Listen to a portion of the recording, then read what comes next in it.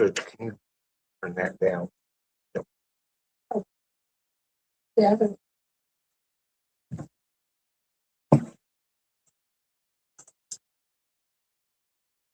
Oh,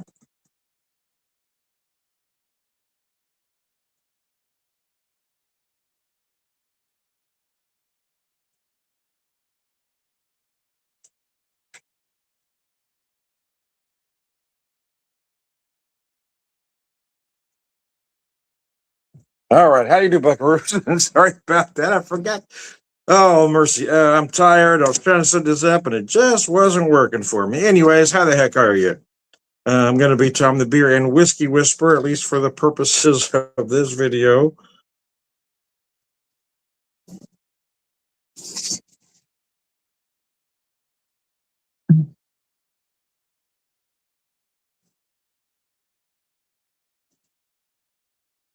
Oh, mercy. Anyways, let me set that there.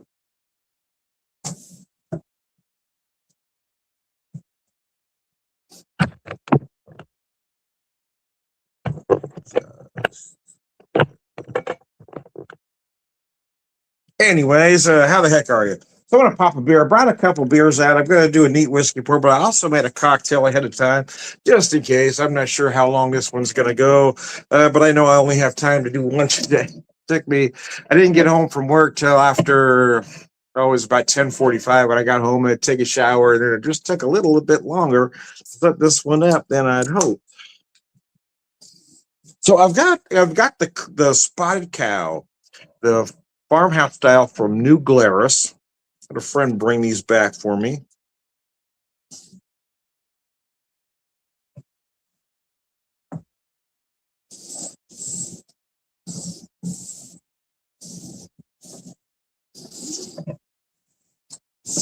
So when I said I was going to do a neat whiskey pour, but I didn't choose my whiskey before I started. I was just going to kind of see what was talking to me here.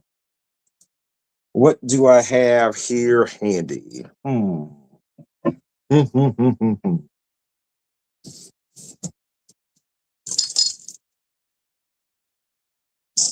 want to use that one. Yeah.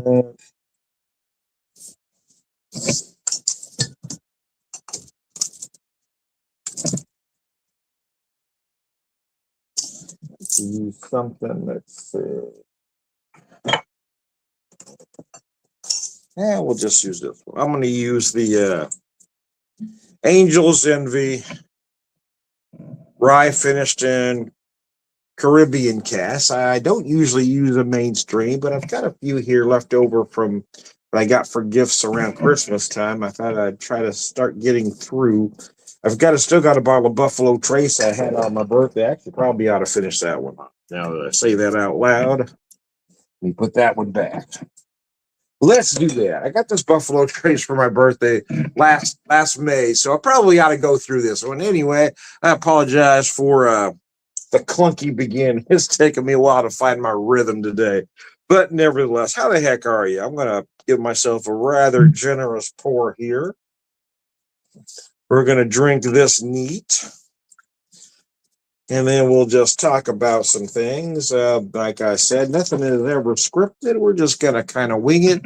I never intend on talking politics, but sometimes it comes up. For me, it's usually social issues, and some want to steer that to politics or take it as a political stance. And I'm not sure why or how that became, but nevertheless, like my shirt says, just so we're clear, slavery was bad. Well, that shouldn't be a political issue, should it? But folks see this shirt and then they make an assumption that my politics run to the left. Well, it wouldn't be a wrong assumption, but slavery being bad is something we all ought to be able to agree on, regardless of what side of the aisle we're on. But nevertheless, anyway, Sláinte. The Super Bowl halftime show, for instance, shouldn't be political, should it? No. But nevertheless, it became political. I honestly didn't expect to like it, if I'm being honest with you. I knew he wasn't my kind of music. I wasn't familiar with him at all. But I was actually rather impressed with the halftime show. It was very impressive. No, I didn't watch that alternative show, deemed as family friendly, when the headliners made a career out of lyrics about rape and pedophilia. But nevertheless, that seems to be what constitutes family values for that particular organization.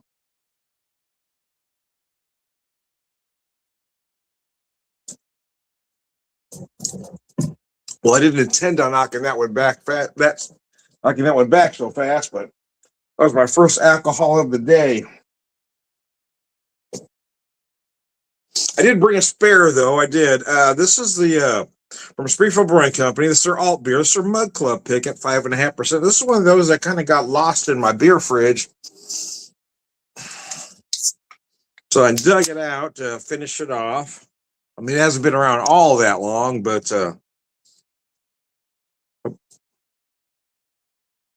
got it about November, I think, something like that. But figured it needed to be used. And alt beer, it's an interesting style on the malty side. And show you that beer.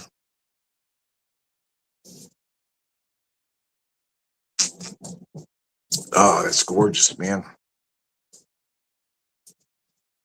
Big and malty.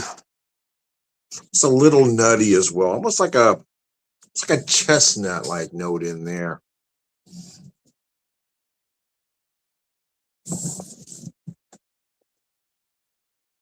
Brad, if you're still watching, Sláinte, here's to you, my friend.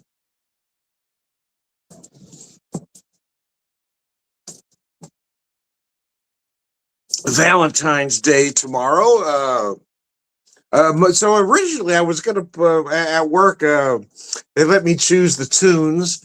So I was going to play some romantic songs for Valentine's Day since I'm not there tomorrow. But then, and then it's Friday the 13th. So I was like, well, that seems kind of wrong. So I didn't necessarily play a set of anti-Valentine stuff, but I didn't play any Valentine stuff either. I started with, I tried to set an algorithm, and I started with a Talking Head Psycho Killer. But it seemed like every time I would try to do that, it just got me to that decade, right? And played songs around there. So I start with Psycho Killer. 6 songs later, I'm at some kind of love song from somebody. And I tried to reset it 3 different times, and although it did play me different songs every time I tried to reset the algorithm, 6 to 8 songs later, I was back to sappy love songs again. I'm not sure how we got from Psycho. I was hoping it would take the song in mind and give me songs, but it just took the genre, I guess, that decade, the band in general.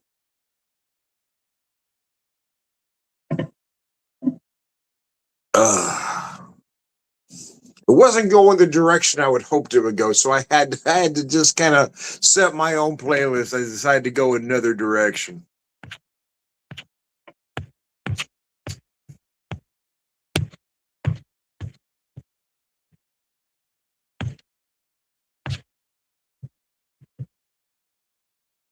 Local Queen says hi. Hi, right back at you.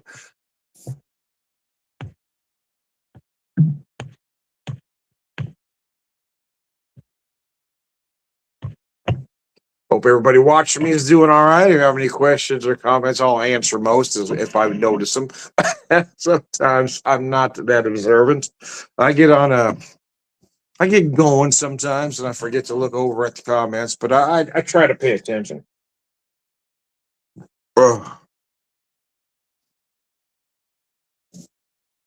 Man, that first beer went down quicker than a Tijuana hooker. I'll tell you that right now. All right, so some Buffalo Trace. Using my Hard Rock. I got this glass a couple years ago. My wife and I stayed at the Hard Rock for a couple nights. One of those things we've been kind of had a lot going on, and just happened to have a couple of days off. It was the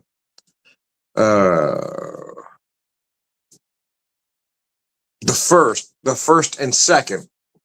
So it was kind of spur of the moment. I booked a hotel last minute, But they happened to be because of course the 31st was busy, New Year's Eve, but they were running specials for the first and second. So I got a really nice room with a nice shower and jacuzzi in there, or jetted tub, I think I said. But nevertheless, for about the price of a regular room. So okay, what the hell? But I have learned that I used to enjoy gambling, especially the roulette tables. But last couple of times, that chip or gene that I had is no longer there. I don't enjoy gambling. It's not about winning or losing money that bothers me.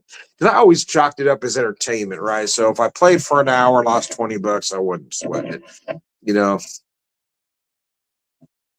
But I just don't get that enjoyment because I used to play roulette and just loved the rush. I mean, the whole pure enjoyment was just amazing. But the last couple of times I hit the casino, I just wasn't feeling it anymore. Had more fun listening to the band, and so I would just kind of gradually feed the machine there while I was watching the stage, just slowly while I was just mostly listening to the band. So I don't know. But it was fun being there. It was an interesting place to stay. The vibe, I guess, the vibe I liked. But this nice glass, I also bought a nice decanter set that at this moment in time, I have no idea where it ended up in this house. At some point, I'd like to get it out and start using it, but I use the glass every once in a while.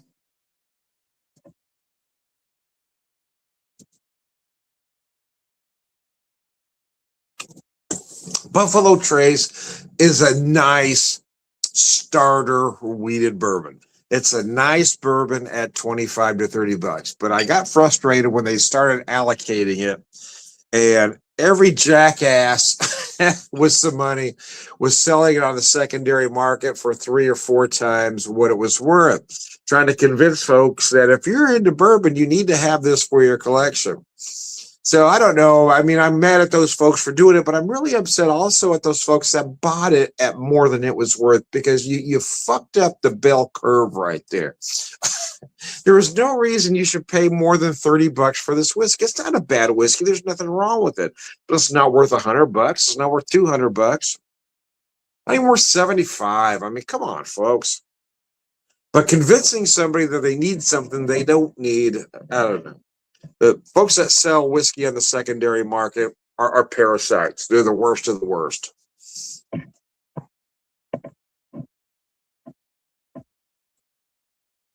And I got kicked out of a local bourbon group for saying just those things. I mean, they're parasites. They're horrible people.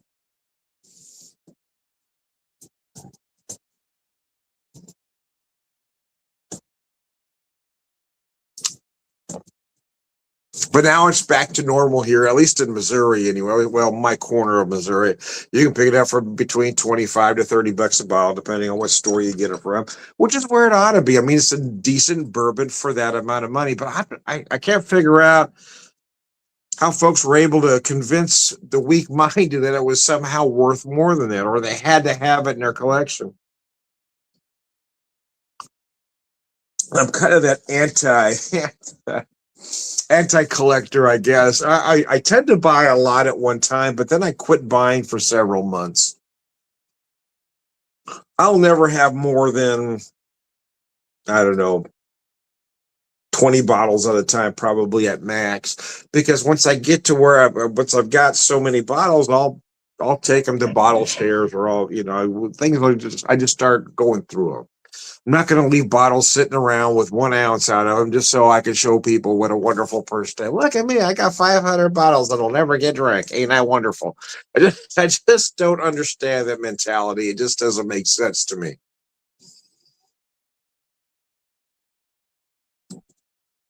So I buy what I intend to drink. I never look for very specific bottles. I certainly don't read magazines that tell me I have to buy certain things. And in all my previous rants, you've all heard me say that I prefer to buy small. everything that I have on my bar cart right now that I purchased myself um, is small distillery stuff. Well, no, that's not 100% true. I guess there is one bottle here. The Angel's Envy I did buy myself, but I had a very good reason why I bought that. Because my wife, my wife, my wife found these nice coupes that said Angel's Envy on them. Well, then I had to have the whiskey. So that's why I have that. But I mean, the Buffalo Trace, some Basil Hayden's, and a couple other things. Those were all gifts, and I like them. I'm not looking to give horse in the mouth. Don't get me wrong. I'm just saying when I spend my hard-earned money, I prefer to spend it on small distillery products. As the cocktail I bring out, I will show you as well. But I thought for the neat pour, let's just do something nice and easy to drink.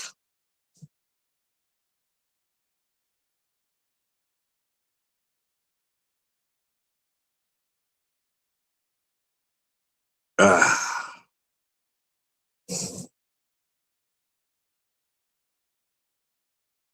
So Valentine's Day tomorrow. If anybody has something wonderful they want to tell me about, you go ahead. My wife and I probably won't do anything tomorrow. It's a tough day for us for a couple reasons. I'm not going to go into all of it right now. But for one, it was the day our son was diagnosed with leukemia, and then we lost him back in 2013. So February 14th is a tough one for us. And then something happened uh, just a few months ago that I really don't want to talk about, but it happened to be the 14th. So anyway, it's a tough day for us. We're gonna try not to be sad, but we don't typically want to be around a lot of people either. And some folks asked me what I might be doing today, and I said, well, if all goes well, not a damn thing. I mean, my wife and I kind of hope to shut everything off. The only phone call we plan on answering tomorrow is if our daughter happens to call. Other than that, I'm not talking to a damn soul. I may do some videos during the day trying to cheer myself up and act like nothing's wrong, but that's kind of what I do anyway. I might try to do some actual Valentine's videos. I've come up with a couple cocktails here and there that I thought might be appropriate for the holidays. So I may do that. But again, it's just, I got to play it by ear. I don't know how my mindset's going to be at that moment in time.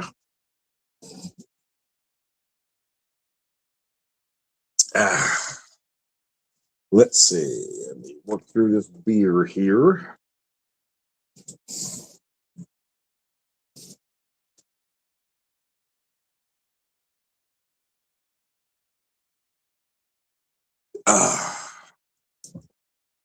Boy, I forgot how good that alt beer was. So I'm a member of the Mug Club at Springfield Brewing Company. So the Mug Club pick, you get a free 6-pack of that beer.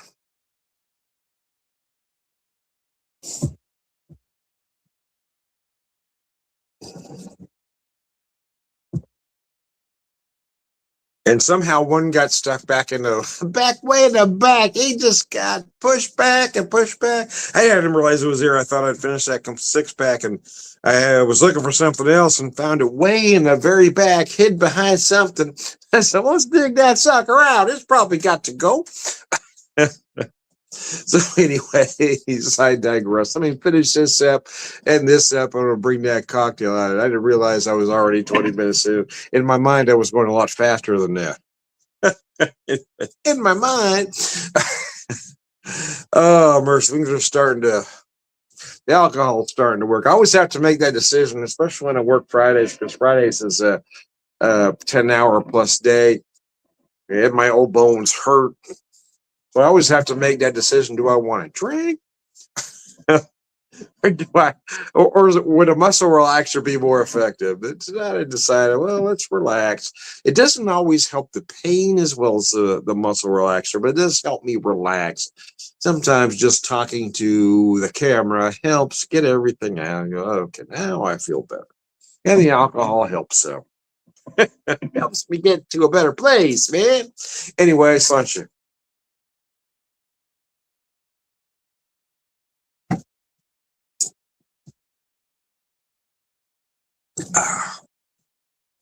So, like I said earlier, I did fix the cocktail ahead of time. So I got to step off camera for a second, watch the fireplace on my TV set behind me, and I'll be right back. Oh, good God.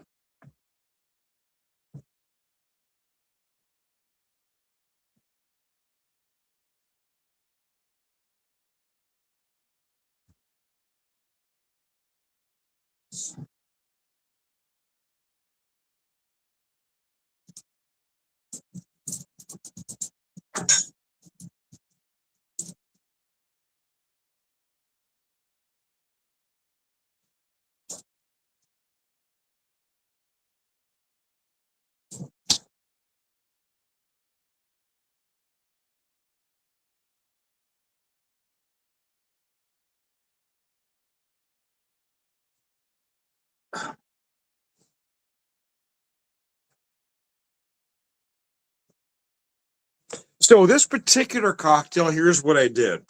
Starting, I'm going to show you the cherries that I've used here. This is a Traverse City Whiskey Company. Oh, excuse me. This is our premium cocktail cherries. These are my absolute favorite cherries. I love these things.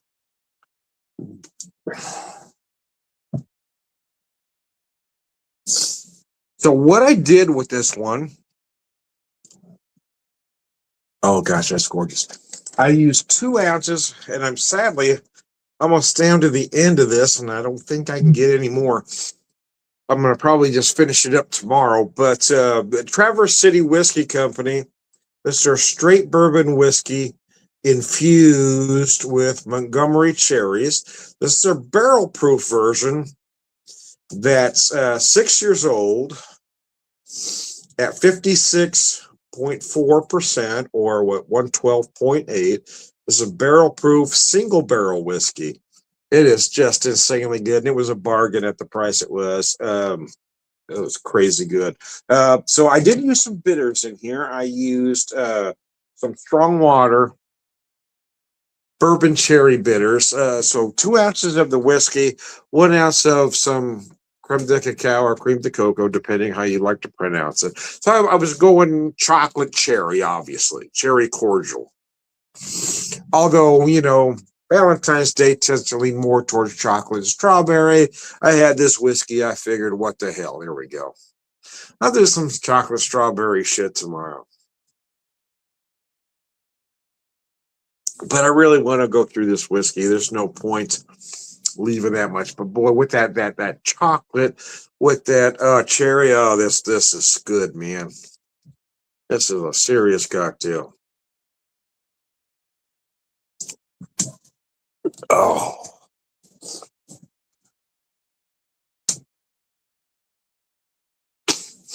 Oh, my nose just started running on me. If your nose runs and your feet smell, you're built upside down. That sneeze snuck up on me. I think there's something over here that's tickling my sinuses, man. Oh.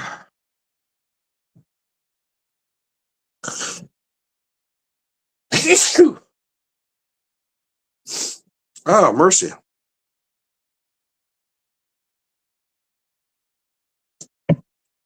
Oh, man, that is a nice cocktail. That is a remarkably approachable whiskey. Shit. That's that proof. Damn it. I hate it when that happens.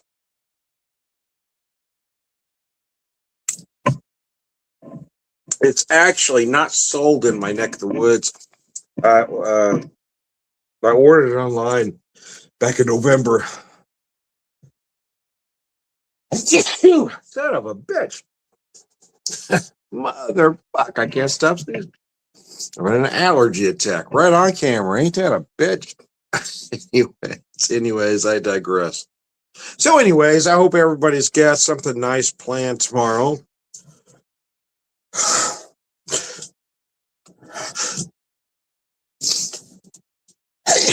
With their significant other. Although, if I'm being honest, look, don't go out tomorrow. Nobody go out tomorrow. Don't buy roses tomorrow. Don't do a damn thing. Wait till next weekend. Everything's going to be a little bit cheaper. The roses will be cheaper.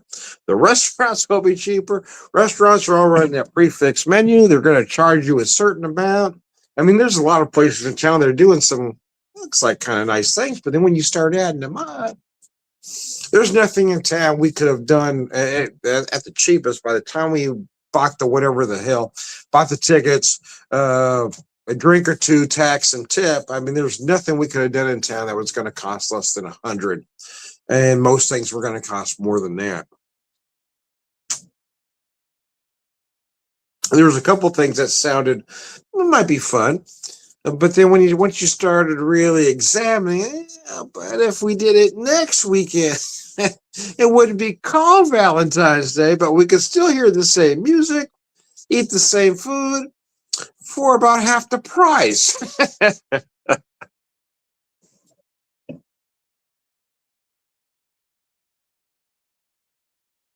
So, anyways, yeah. But places count on it, right? The flower shops know you're going to pay a lot more than roses are worth because it's Valentine's Day. Uh, candy companies are going to jack that shit up because they know you're going to buy it anyway. And restaurants will do the exact same thing. So will the nice cocktail lounges. Are going to have these really special cocktails that are just a little bit more than typical. Anyways, I'm not cynical. I'm a realist, man. I'm just telling you. Plan that plan that date night for next weekend. You'll have just as much fun and you'll feel better because you spent half the money. You did exactly what you wanted to. You ate exactly what you wanted to eat because now you can order from the menu. You didn't have to choose between 2 or 3 items that you really didn't want anyway. And you didn't have to pick specific cocktails because that's what they were serving. You can order whatever you want now. And it's going to cost you less.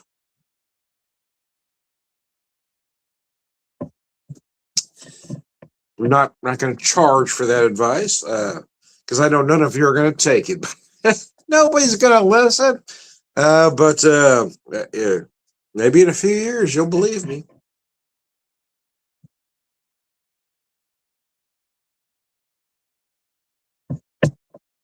I'm lucky. I probably have the most non-romantic wife in the world, so we've really never had to do stuff like that. Yeah, she doesn't. There was a time I used to buy her a lot of flowers till she finally put me aside and said, "Don't do that anymore. I'd rather have a live plant than dead flowers." Okay. And then it's fun. Then later on we had to talk about the restaurants. Well, this was nice, but it'd have been less money if you took me next week. Oh, see.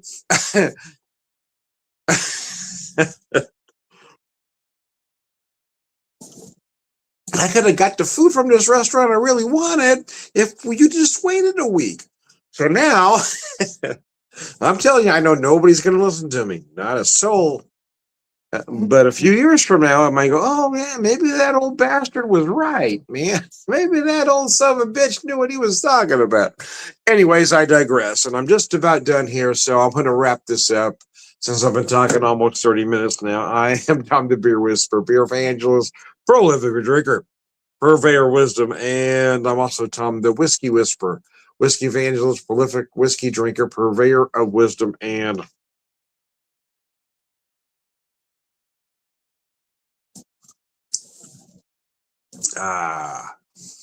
cheese, biscuits, and gravy. All around good guy, Sláinte.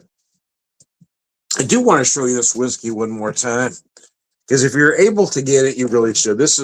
I do want to order more stuff from there. At that moment in time, I was only able to order this and those cherries. But I gotta be honest with you, as far as flavored whiskeys go, this is the best I've ever had. This is just insanely good. Straight bourbon whiskey infused with Montgomery cherries at barrel proof. A single barrel proof. I mean, damn. And then I want to show you these cherries one last time as well. These are Of course, there is that name, right? And everybody says that's the one you have to have. I'm telling you, these are better. These are better. These are the best cocktail cherries you will ever buy. Premium cocktail cherries, Traverse City Whiskey Company. We'll just skip to the end, say all around good guy, and slunch. Have a good one, guys.